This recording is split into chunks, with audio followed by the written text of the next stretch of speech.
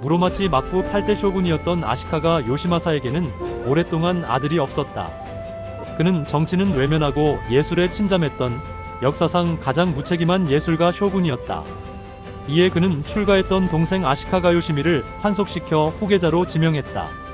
하지만 얼마 지나지 않아 요시마사의 부인인 히노 도미코가 친아들인 아시카가 요시히사를 낳으면서 비극이 시작되었다. 私の子供を天下の主人にするためならば世界の訪問なんて構わない。 남편 요시마사가 동생을 후계자로 점찍자 도미코는 당시 막부 내에서 강력한 군사력을 보유했던 야마나 소젠에게 접근했다. 그녀는 아들의 권리를 보장받는 대가로 야마나 가문에 정치적 실권을 약속했다.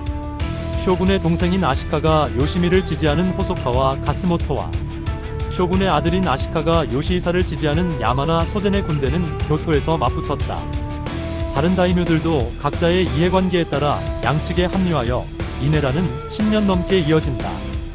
내란 도중인 1473년 아버지 요시마사가 은퇴하면서 결국 아들인 아시카가 요시히사가 9대 쇼군으로 취임하게 된다. 명목상으로는 아들의 승리로 끝난 셈이다. 본인의 나는 승자도 패자도 없는 허무한 결말로 끝났다.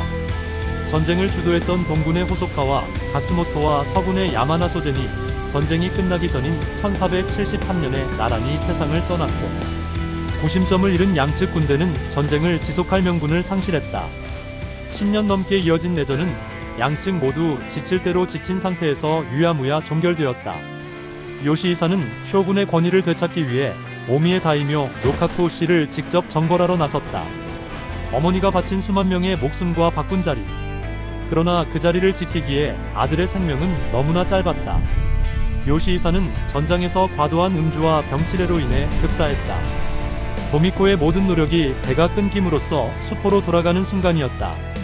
전쟁터에서 진중병사하게 되면서 막부의 권위 회복 시도는 수포로 돌아갔다. 보통의 경우라면 물러나야 했으나 그녀는 정치적 기민함을 발휘했다.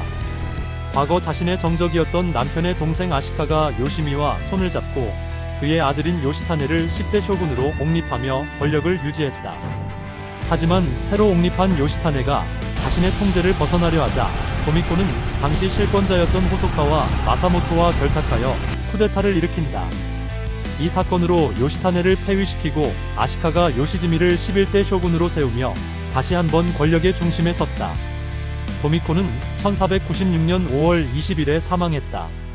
그녀는 전쟁 중에도 쌀투기, 고리대업, 교토 통행세 징수 등을 통해 엄청난 부를 쌓았다. 심지어 적군과 아군 모두에게 돈을 빌려주었다는 기록이 있을 정도였다. 일본 역사상 교토를 불태운 장본인 혹은 막부를 멸망의 길로 이끈 악처로 악녀의 상징으로 묘사되곤 한다. 반면 무능한 남편 요시마사를 대신해 혼란기에 막부의 재정을 책임지고 가문의 생존을 도모한 철저한 현실주의적 정치가로 해석되기도 한다.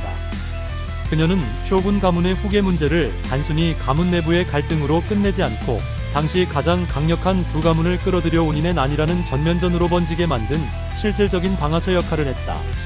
이는 중앙정부의 통제력이 완전히 상실되는 계기가 되었다. 이미 막부의 힘은 바닥난 상태였고 쇼군들은 유력 다이묘들에 의해 쫓겨나거나 옹립되는 꼭두각시 신세로 전락했다. 원인의 난이 10년 넘게 이어지면서 쇼군의 명령서 한 장보다 날카로운 칼 한 자루가 더 가치 있는 시대, 일본 전국 시대가 열리게 된다.